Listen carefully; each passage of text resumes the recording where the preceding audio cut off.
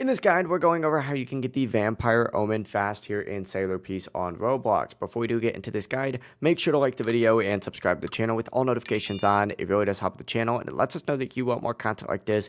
We'd greatly appreciate it. And if at any point throughout this guide you had any questions, just ask them down in the comment section below and we could help you out further. I'm going to be doing my best to reply to every single comment down there. Now, this is an extremely important material if you're trying to unlock the world fighting style. First, you do need access to C2, which you unlock through the main questline.